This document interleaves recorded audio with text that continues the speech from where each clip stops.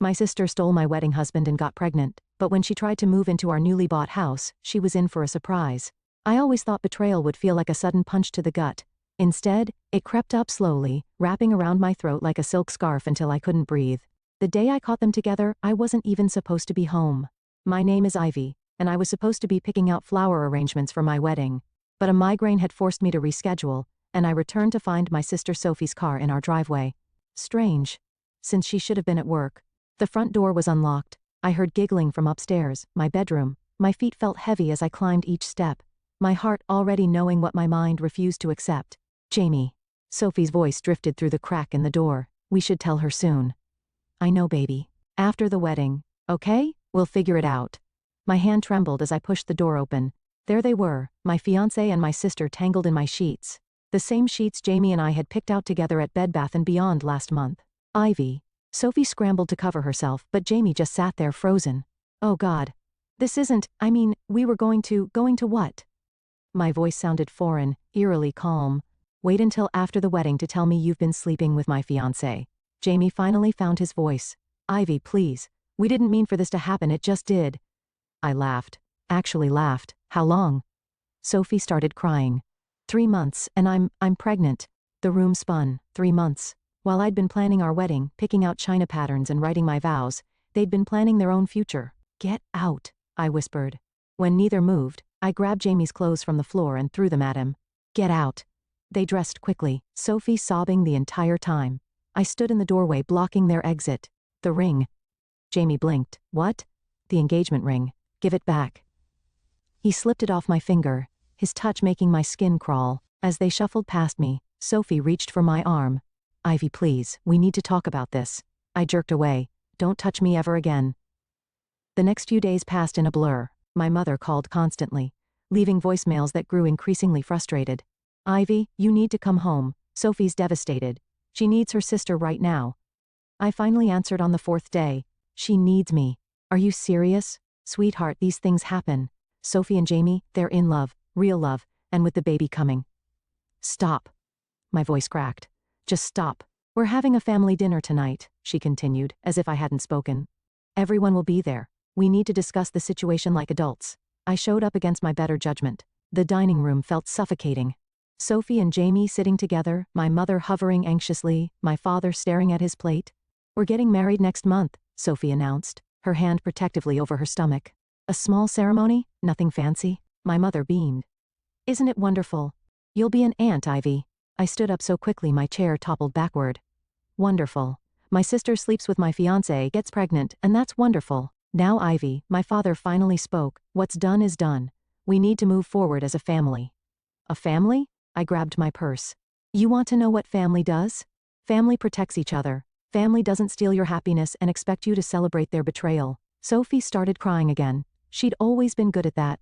Please, Ivy, I love him. We love each other.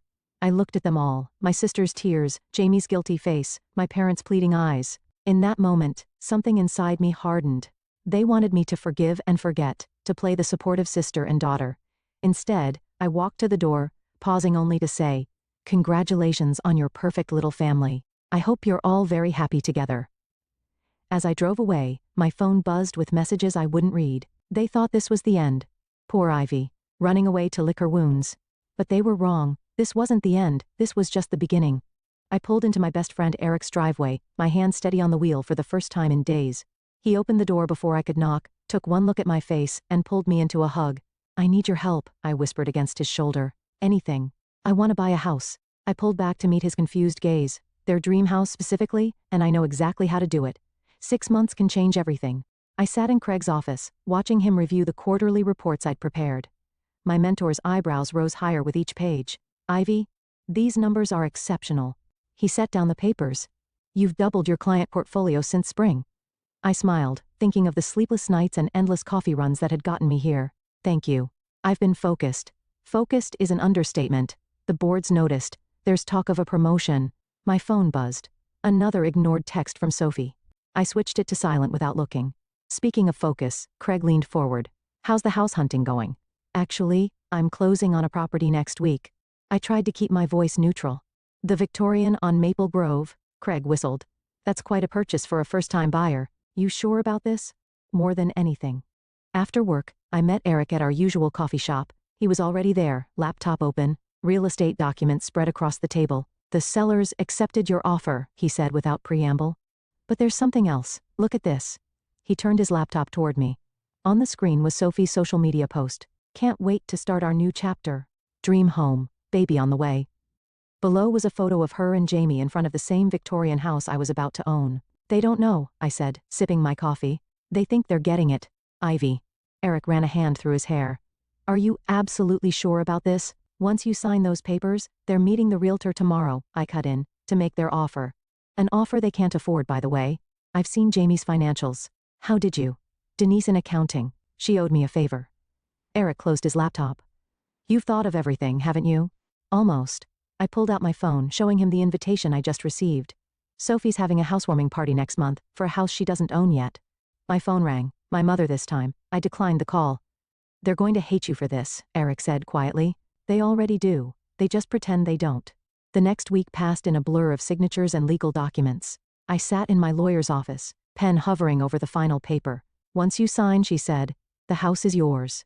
All renovations and modifications will be at your discretion. I signed. Walking out, I bumped into Denise from work. Hey. I was just heading to your office. Did you hear about Sophie and Jamie? My stomach tightened. What about them? Their loan application was denied. They're devastated. Sophie's been crying all over Facebook about losing their dream home. I forced a sympathetic frown. That's terrible. I know, and with the baby coming, Denise lowered her voice. Your mom called the office looking for you, said Sophie really needs her sister right now. I'm sure she does. Back at my desk, I opened my email to find the contractor's quote for renovations. The amount would barely dent my savings. Unlike Sophie and Jamie, I'd been smart with my money. My phone lit up with a text from Eliana. Family dinner tonight, please come. They're announcing the baby's gender. I typed back, can't, working late. You can't avoid them forever, she replied. Watch me. That evening I stood in front of my new house, my house. The porch needed work, the paint was peeling, but it was mine. All mine. Eric pulled up in his car. Thought I'd find you here, just imagining the possibilities. I turned to him. Want to see inside? We walked through empty rooms that echoed with our footsteps. Sophie and Jamie had planned their whole future here. The nursery upstairs, the kitchen remodel, the garden parties. When are you telling them? Eric asked. Soon. I walked to the bay window, the one Sophie had gushed about on social media. They're having a girl, found out today. Ivy, don't. I pressed my hand against the cool glass. Don't make me feel guilty about this. They didn't feel guilty about what they did to me. My phone buzzed again. This time, I looked. It was Sophie's housewarming invitation sent to the entire family group chat. Join us in celebrating our new home. Can't wait to share this special moment with everyone we love. Eric read over my shoulder. She still doesn't know. No. I smiled, remembering the renovation schedule I'd just approved, but she will. Very soon, I took one last look around what would have been their dream home. In days, the contractors would arrive. In 31 days, Sophie and Jamie would realize exactly what they'd lost. And I would be there to watch it all unfold. You're different lately, Denise said, studying me over lunch. Calmer, almost scary calm. I stirred my salad, watching lettuce leaves swirl like tiny green boats. I'm just focused on work. Please, you're plotting something.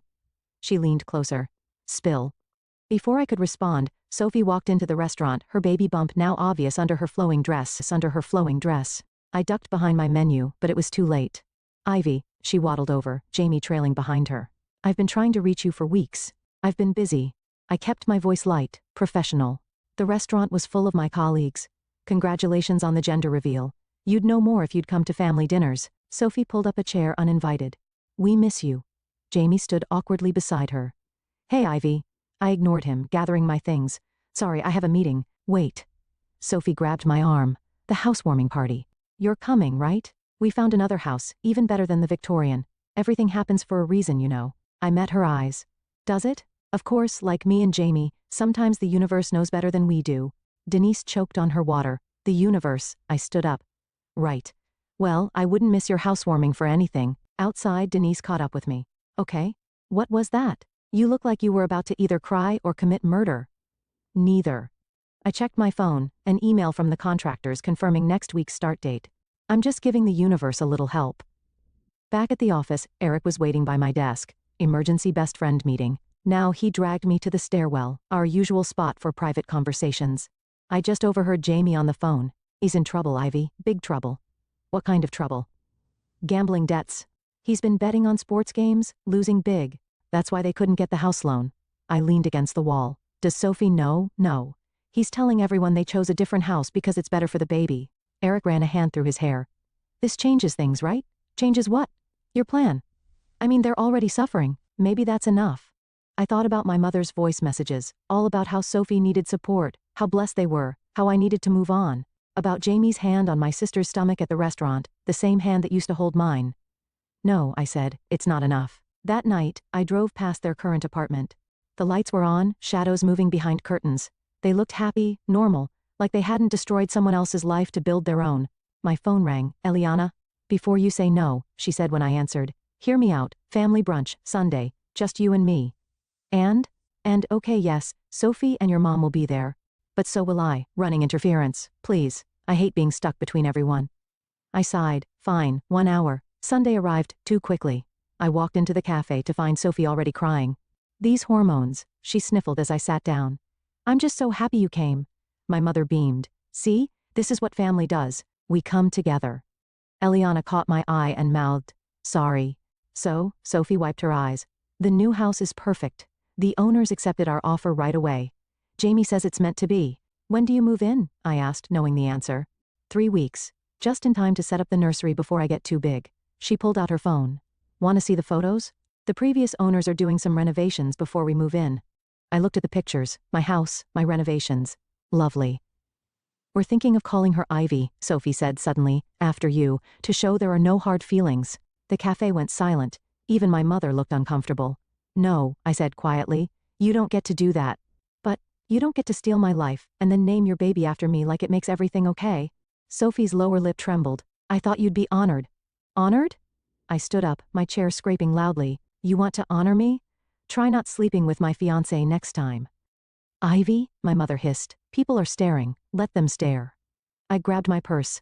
I'm done pretending everything's fine. Eliana followed me outside. That was intense. It's about to get more intense. I showed her the contractor's schedule on my phone. They start tomorrow. The renovation that Sophie thinks the sellers are doing? Exactly. She studied me for a long moment. You know this won't make you feel better, right? Maybe not. I watched through the window as Sophie cried on our mother's shoulder. But it'll make them feel worse. And right then, that was all that mattered. Eliana's birthday party felt like walking into a minefield. The backyard was filled with familiar faces, all pretending not to watch me as I navigated through the crowd. Eric squeezed my hand reassuringly. We can leave any time, he whispered. Not yet. I spotted Jamie by the drinks table, checking his phone with a worried expression. This is getting interesting. Sophie waved from her seat of honor, surrounded by gift bags full of baby items. Trust her to hijack someone else's birthday party. Ivy, come feel the baby kick. I'm good. I grabbed a glass of wine, watching Jamie slip away to make another phone call. Eliana appeared beside me. He's been doing that all afternoon. Sophie thinks he's handling work stuff. Bookie stuff, more likely, I muttered. What? Nothing. I forced a smile as my mother approached. Ivy, darling, Sophie's about to open the presents. Come sit with us. Actually, I raised my voice slightly. I'd love to hear more about the house, Sophie. The renovations must be almost done. Sophie brightened. Oh my God, yes. The contractors have been amazing. They're painting the nursery this gorgeous shade of lavender. Contractors, Jamie interrupted, returning from his call. His face had gone pale. What contractors? The ones doing the renovations before we move in. Sophie frowned. You said the sellers arranged everything. Jamie tugged at his collar. Right, of course. I sipped my wine, watching him squirm. He hadn't arranged anything, couldn't have, since he didn't own the house. I wondered how long he could keep up the lie. Show everyone the nursery photos, Sophie urged. Jamie's phone rang again. Sorry, I need to take this. I followed him around the corner of the house, staying just close enough to hear. I know I'm late on the payment, he hissed into the phone. The house fell through, okay? But I've got another plan. No, please, just give me 2 more weeks. Problems? I stepped into view. He jumped, ending the call. Jesus, Ivy, were you spying on me? Karma's a funny thing, isn't it? I leaned against the wall. 1 minute you're on top of the world, the next, what's that supposed to mean? Nothing. I smiled. Just thinking about how quickly things can change. Houses slip away, debts pile up. His eyes narrowed. What do you know? I know Sophie would be devastated to learn about your gambling. Almost as devastated as I was when, there you are. Sophie waddled around the corner. What are you two talking about? The house, I said smoothly. Jamie was just telling me about all the special features. the bay window, the vintage fireplace, the original hardwood floors. Isn't it perfect? Sophie beamed. We're so lucky. The master bedroom has this amazing crown molding. That's being replaced, I cut in. Jamie's head snapped up. What? Oh, you didn't know. The contractors are replacing all the crown molding, and the hardwood floors, and that vintage fireplace, gone by Thursday. Sophie's face fell. But we chose that house because of those features. Jamie, you said nothing was being changed. He shot me a panicked look. There must be some mistake. No mistake. I pulled out my phone, showing them the contractor's latest photos. See? They're making good progress. But why would the sellers? Sophie's voice trailed off as she studied the images. Wait, that's not Jamie, that's not our house. Of course it is, he said quickly. It's just the angle. No. Look at the address in the background. She zoomed in on one photo. That's the Victorian we lost. Why do you have renovation photos of a house we don't own? I watched the color drain from Jamie's face as his house of cards began to collapse. Someone else bought it, he stammered. The loan, we couldn't. Then why are you acting like we're moving in? Sophie's voice rose. Why are there contractors? Why did you let me plan a housewarming party? Other guests were starting to stare. My mother hurried over. What's going on? I'd like to know that too, Sophie said, tears streaming down her face. Jamie. He opened his mouth, closed it, then turned and walked quickly toward his car. Jamie. Sophie tried to follow but stumbled. My mother caught her arm. What did you say to him? My mother demanded. I shrugged, just the truth for once. Sophie sank into a nearby chair, one hand on her stomach. I don't understand. We picked out paint colors, we measured for curtains. How could he lie about this? I caught Eric's eye across the yard. He nodded slightly. My cue to leave before the real storm hit. Happy birthday, Eliana, I called out, heading for the gate. Thanks for having me. Behind me, I could hear Sophie's sobs, my mother's soothing murmurs, and the growing whispers of gossip. Phase 1 was complete. Now, for the real surprise, the contractor's boots echoed through the empty house as he showed me the progress. We've gutted the master bedroom and nursery as requested. The new fixtures arrive tomorrow. I ran my hand along the exposed beams, all that remained of Sophie's dream nursery. Perfect. And the timeline? We'll be done 2 days before their supposed move-in date. He checked his clipboard. Though, I still don't understand why we're renovating exactly what they wanted to keep. Sometimes people don't know what they really want, I said, stepping over a pile of vintage crown molding. Until it's gone. My phone buzzed, Eliana calling. I answered on speaker while examining paint samples. Sophie's a mess, she said without preamble. Jamie finally came clean about the gambling. She's staying with your parents. How much does he owe? Enough that they're selling her engagement ring, the one he gave her after, I selected a deep charcoal for the master bedroom. Sophie hated dark colors. Karma's working overtime. This isn't funny, Ivy. She's pregnant and homeless. She's not homeless. She's at mom and dad's, probably being told how none of this is her fault. A crash from upstairs made me jump. The contractor shouted down, sorry, just removing that built-in bookcase. Where are you? Eliana asked suspiciously. Working late. I hung up before she could ask more questions. The next morning, I arrived at work to find Denise waiting at my desk. You will not believe what I just heard. Try me.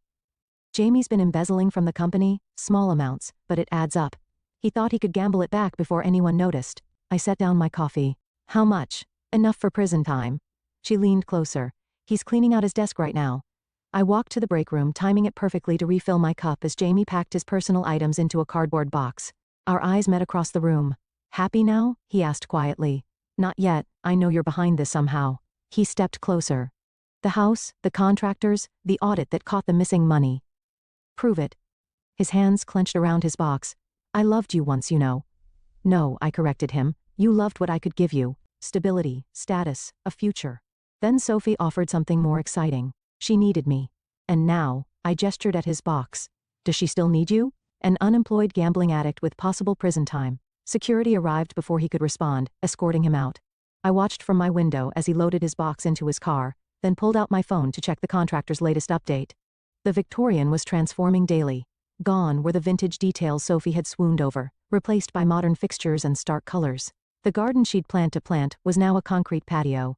Eric texted, saw Jamie being escorted out. You okay? Better than okay, I replied, coming to see the house later. Someone should witness your descent into supervillainy. That evening, Eric walked through the renovation with me, shaking his head at each change. You're really going scorched earth with this. They wanted their dream home. I showed him the plans for the industrial-style kitchen, replacing Sophie's hoped-for farmhouse design. Dreams change. Speaking of changes, he pulled out his phone showing me Sophie's latest social media post. A tearful announcement about postponing the housewarming due to unforeseen circumstances. Unforeseen, I scoffed. She should have seen everything coming the moment she decided to sleep with my fiancé. And what about your parents? They're caught in the crossfire. I remembered my mother's voice messages all about supporting Sophie, understanding Sophie, forgiving Sophie. They chose their side.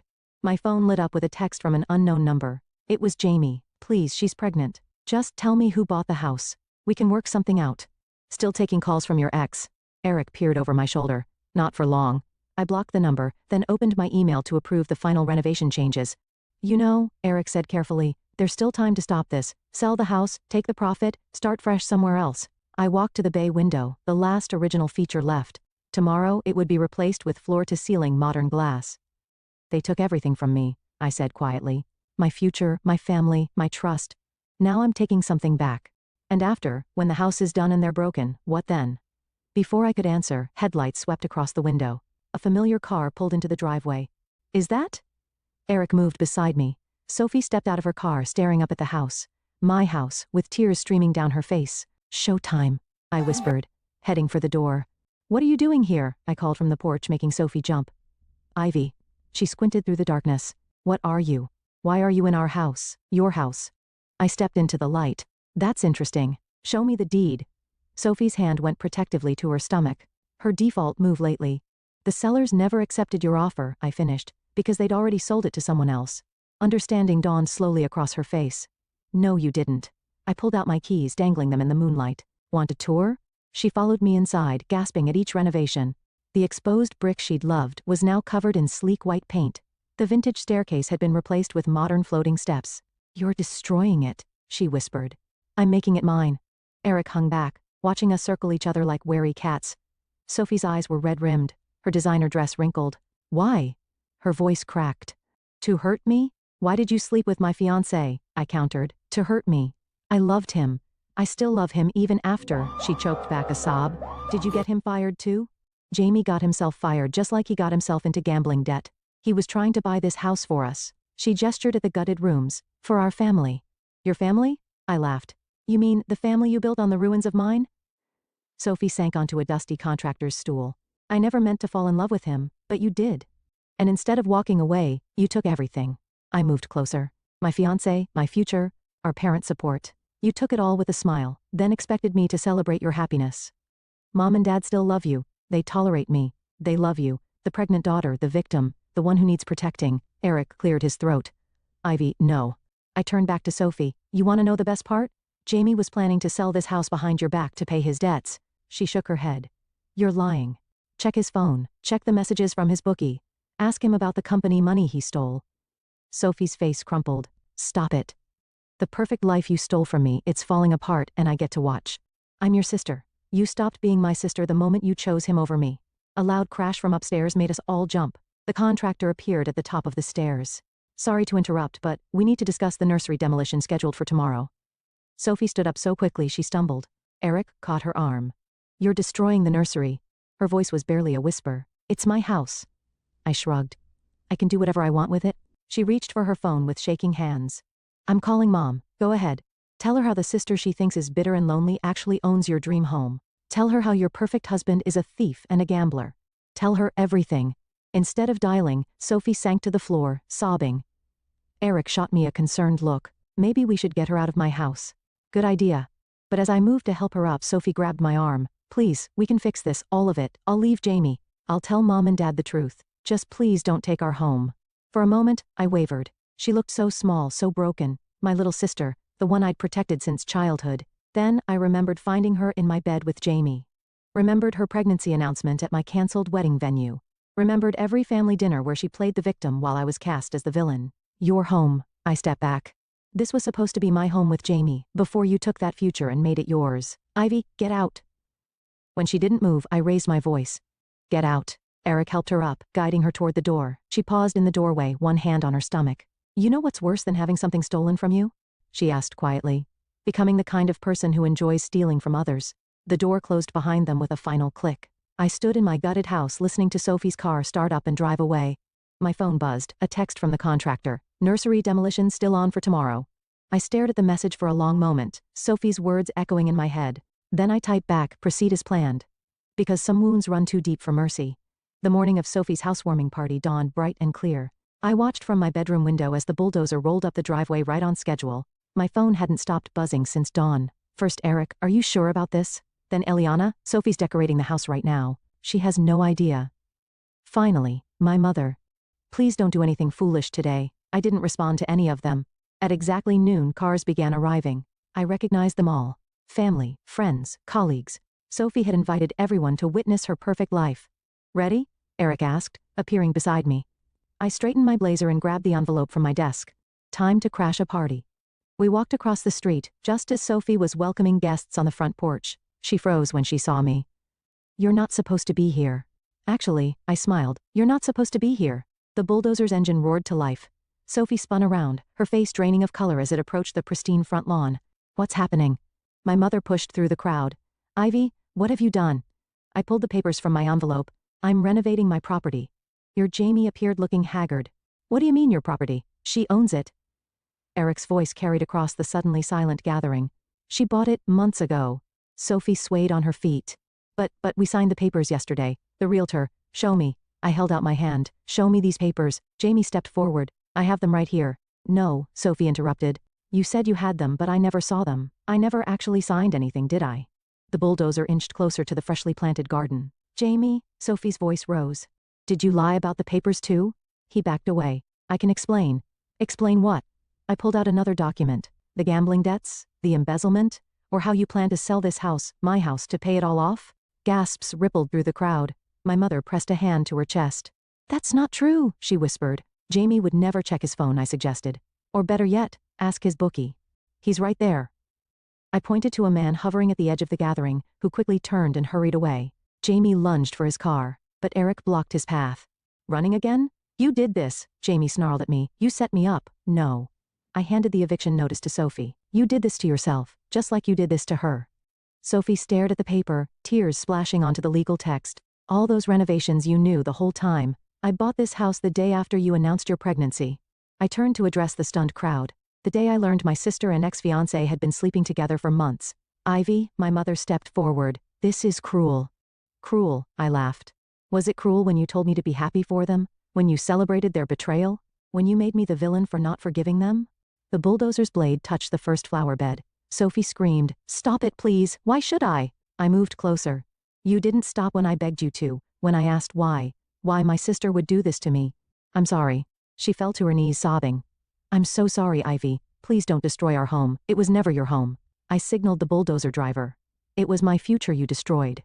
Now, I'm just returning the favor. Jamie tried to run again, but two men in suits blocked his path. James Fletcher, one flashed a badge. We need to discuss some financial discrepancies at your former workplace. As they led Jamie away, Sophie crumpled the eviction notice in her fists.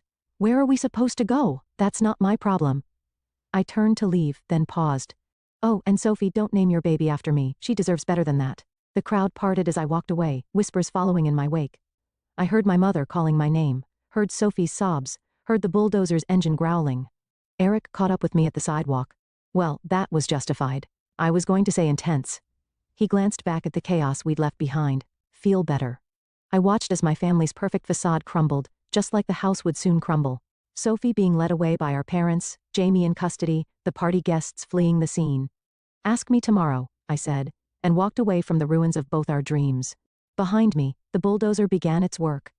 The demolition dust had barely settled when Eliana found me sitting on my front porch, watching the sunset behind the partially destroyed Victorian.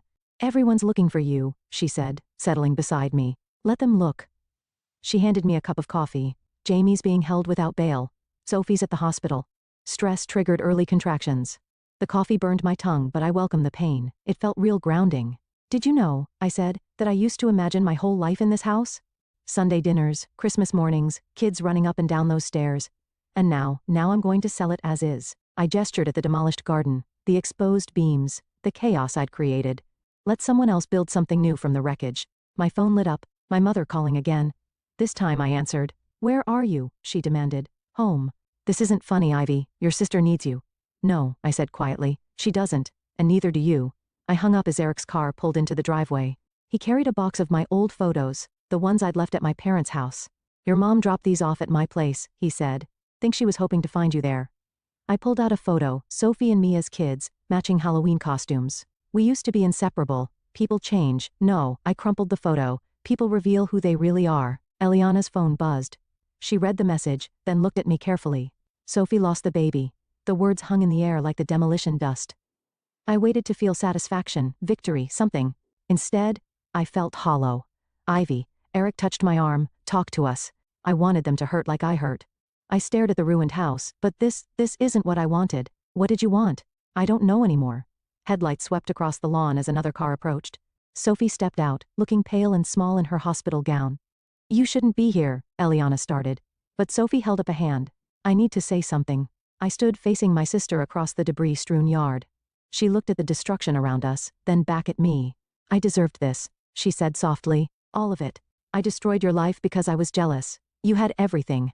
The perfect fiancé, the perfect future. I wanted to prove I could take it all away. Sophie, let me finish. She wrapped her arms around herself. I told myself it was love that Jamie and I were meant to be, but really I just wanted to win. To be the sister everyone chose for once. They always chose you. No. She shook her head. They needed to take care of me because I was a mess. But you are the strong one, the successful one, the one they were proud of. I looked at the house. Really looked at it. The demolished parts, the renovations, the ruins I'd created to make them suffer. I became exactly what they thought I was, I whispered. Bitter, vengeful, cruel. We both did. Sophie wiped her eyes. I lost everything today. Jamie, the baby, our parents' trust. But the worst part, I lost you long before that. The day I decided my jealousy was more important than my sister. Eric and Eliana backed away, giving us space. In the growing darkness, Sophie and I stood among the ruins of both our lives. I can't forgive you, I said finally. I know, but I don't want to hate you anymore. She nodded, tears streaming down her face. What happens now? I looked at the bulldozer, still waiting for tomorrow's demolition. At the house that had become a monument to revenge rather than healing. Now, I said, we both start over separately. Will you ever talk to me again? Maybe? Someday. When it doesn't hurt to look at you. She turned to leave, then paused. For what it's worth, I'm sorry. Not because I got caught, or because everything fell apart, but because I broke something that can never be fixed. I watched her drive away, then turned to Eric and Eliana. Call the contractor, tell him to stop the demolition. You're keeping the house? Eric asked. No. I took one last look at the Victorian. My dream home. My instrument of revenge. My prison of bitterness. I'm going to restore it. Not for Sophie, not for revenge, but for me. Then I'm selling it and moving somewhere new. Running away? Eliana asked. No. I smiled, feeling lighter than I had in months. Moving forward, because sometimes the best revenge isn't destruction. It's rebuilding yourself from the ruins others left behind.